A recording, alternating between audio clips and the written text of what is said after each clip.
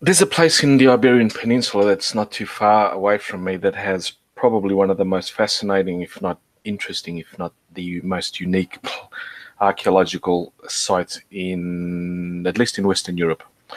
It's located near the city of Burgos, which is about 4.5 hours drive from where I live. It's quite close. And in that place, there's a series of caves which has archaeological deposits that cover uh, all of the human phases, all of the human hominins that make up the our ancestors, basically.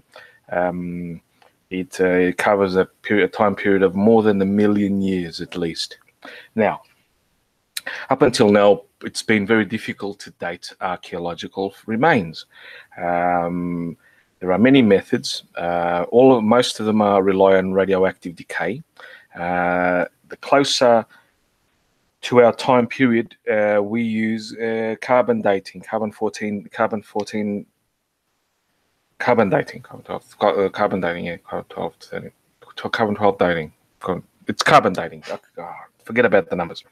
Um, uh, and the decay of the carbon molecule into nitrogen gives us it's at a fixed rate, so it gives us a period that we can date. So radioactive decay basically is the decay of a mineral, of an element, which loses half its mass, or its it transforms into another element, and losing its mass, basically its element. For example, carbon decays to, I think, nitrogen. If I'm not mistaken. I could be mistaken. Um, and there are others. There's uranium lead, uranium lead, which covers periods billions of years. There's argon dating. There's a lot of other materials because our body absorbs those elements, and not just while we're alive, but also after we die, and they are slowly released. Now, I will share the article, and we can get down to the what has been discovered. Now, can you just hide this? Okay, they've in this Spanish cave. It's called Atapuerca. It's near the city of Burgos. I've covered this area a few times before, covering Neanderthal, Homo sapiens, Antecessor, which I call Heidelbergensis. If you guys remember, that is the period. That is what I'm talking about. Covering Neanderthal. Sorry about the echo.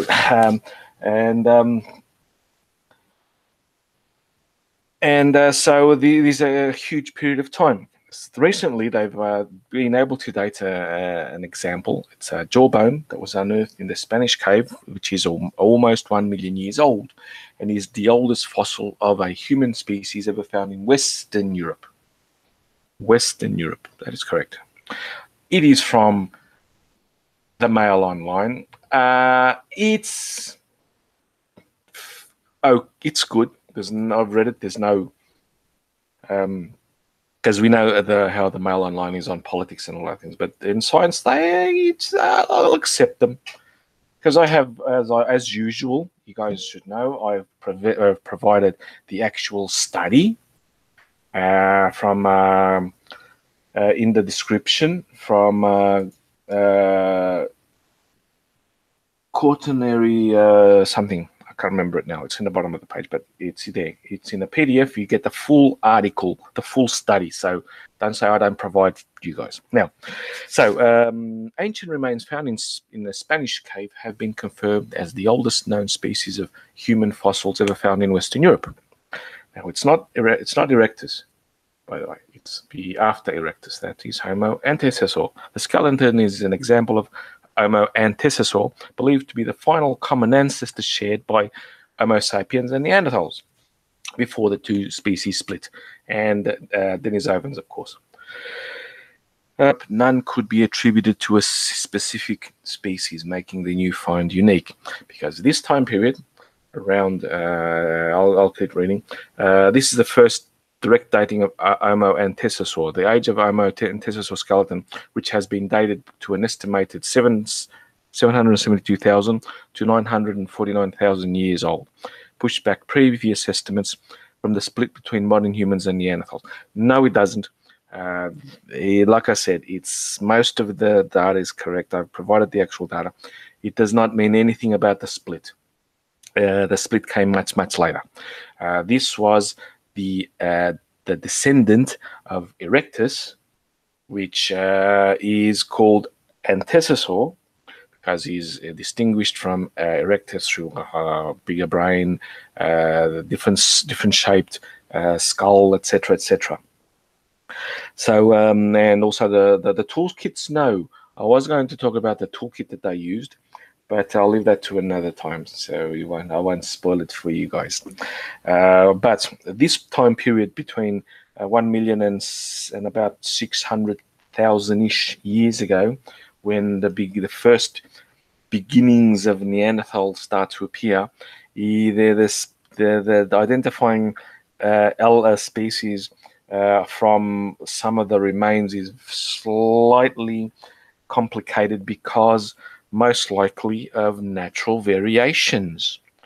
This is a Western European example of antecessor. If they do find, because there's just so few remains in that we have, that we find the extremes, unfortunately. So I'm sure that if they do find, and hopefully in the future in some other areas of Europe, not just Europe, but Eurasia as well, another example from this time period, close to the million-year mark, of Homo antecessor, and they will find variations due to the locality, natural variations, which occurs because they have been isolated. The two populations have been isolated through distance, of course. So, as a result, the evolution of the human species may have taken much longer than estimates from genetic studies. The primary source of previous estimates have suggested. That is not a bad thing. That is actually a good thing.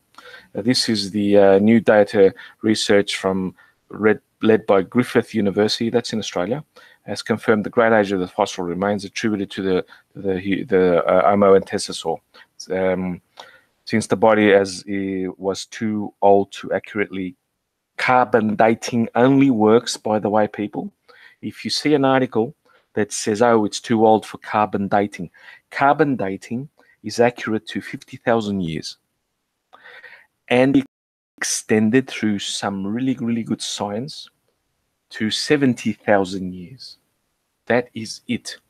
This is between 10, at least more than 10 times longer than radiocarbon dating can be used. So just remember that.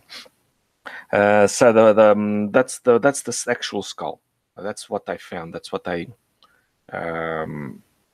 dated. And they dated, well, I won't get ahead of myself. So the fossil was unearthed along with 160 other examples of human remains from the Atapuerca Gran Dolina site in Spain. I plan to go there. Hopefully, I want to go there this year with my wife for a couple of days holidays to visit this place. And I really hope to find one of the archaeologists and anthropologists who I followed, Dr. Sainz, because I've been following him. It's just awesome place. So instead, the skeleton was too old. Obviously, scientists were. If they say that, you know that they don't understand. The people in the article don't understand, that they're writing don't understand how dating works. Carbon dating is only for recent stuff. So instead, Professor Rainer Grun and Dr. Mathieu Duval from the Australian Research Centre of Human Evolution, they also have one in Burgos where this Atapuerca is located. And they worked with an international team of researchers to accurately date the Homo antecessor remains using one of its teeth. Now, it's been called Homo antecessor because, like I said, they haven't settled because there's just too much variation to basically agree on is it erectus, or is it at least until 600,000 years, is it erectus or is it antecessor? But I like the term Heidelbergensis.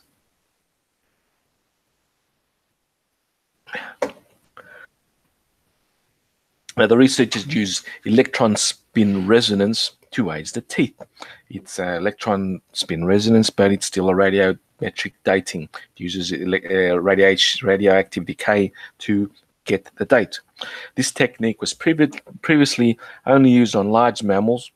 Well, we are a large mammal, but probably have not used it on human remains before, because they wanted to accurately get an accuracy, get it what's that word?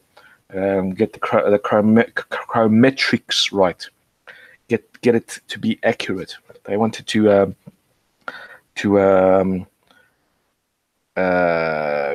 what's that? Sometimes I forget my words.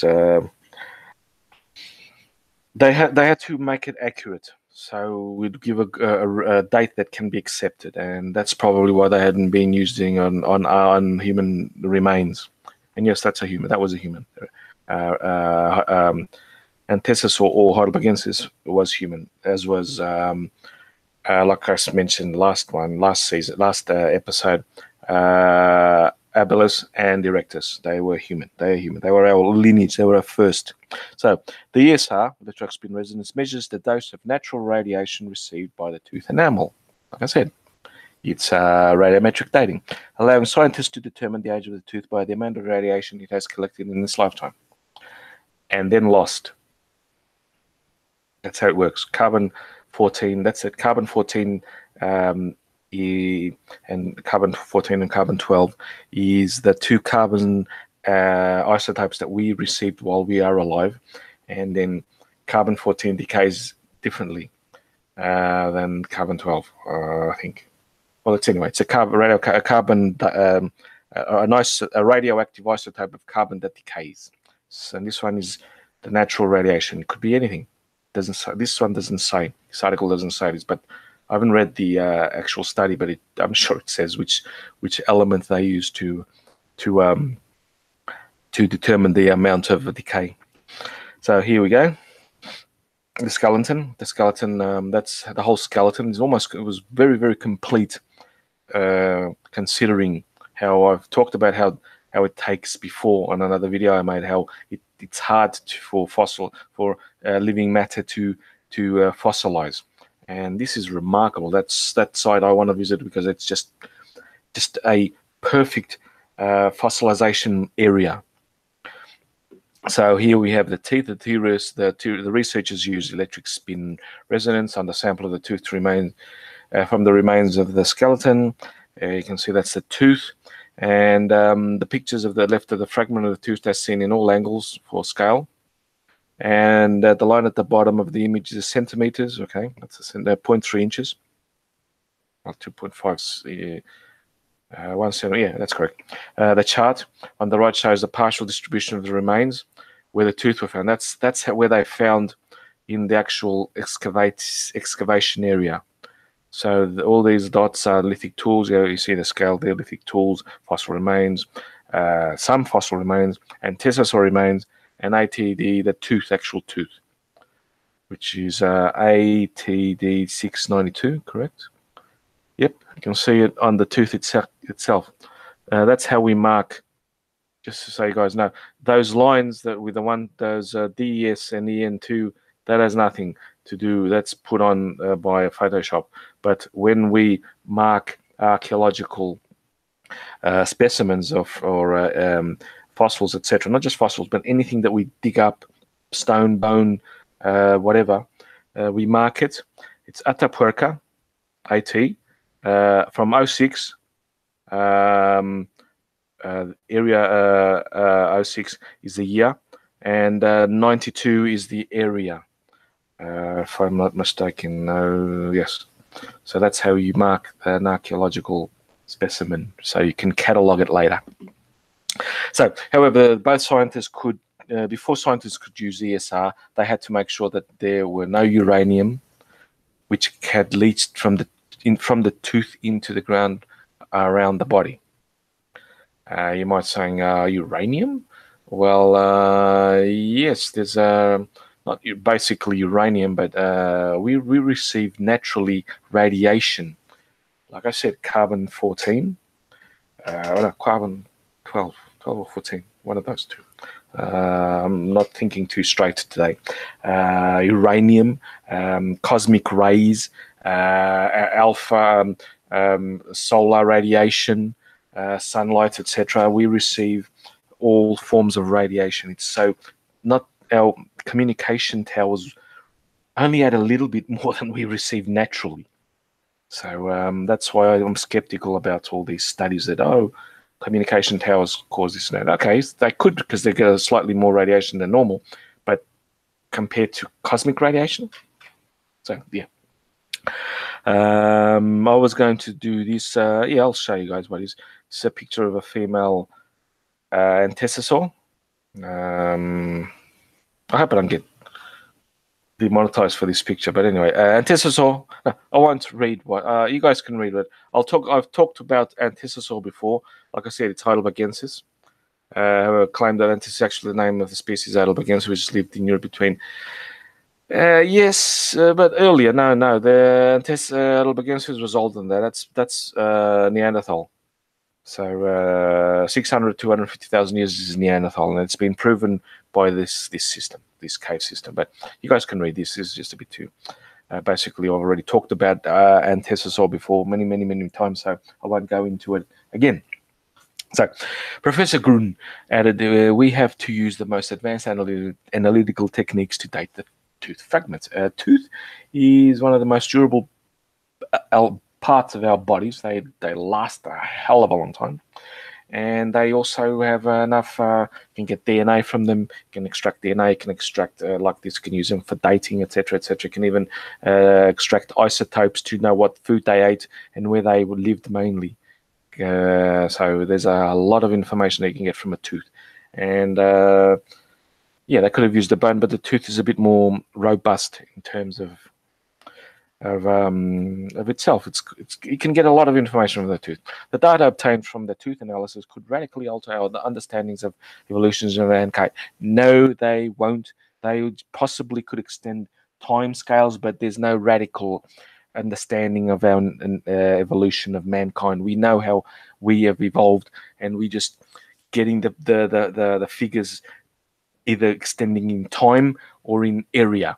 But we know, no, this is a bit hyperbolic. But we understand how we evolved, and from genetics, from archaeological sites like this, etc. So no, antecessor was one of the earliest known varieties of humans discovered in Europe, dating back to 1 million years ago. They evolved from erectus, who came to Europe earlier from the sites that we know from Tbilisi in Georgia. Tbilisi, or it's in Georgia anyway. Can't remember the name. Tbilisi is not in Georgia. Yeah, no, Tbilisi is not in Georgia. But anyway, so I've talked about erectus before as well, and I will possibly talk about him next video because of my possibly continuing series on stone tools, which I won't talk about today. It is believed to be around 14 stone. I can't remember how much that is in kilograms. Tests said to being between 5'5" and 6 foot tall, about normal size for what humans, even modern humans, are. Their brain capacity was roughly between 1,000 cc and 1,150 cc, which is smaller than our average of 1,350 cc. And Neanderthals had 1,400 and something cc. So the species believed to have been right-handed, making it different from other apes. So did erectus, so did habilis, and may have used a symbolic language, according to archaeologists who found remains in Burgos in Spain in 1994.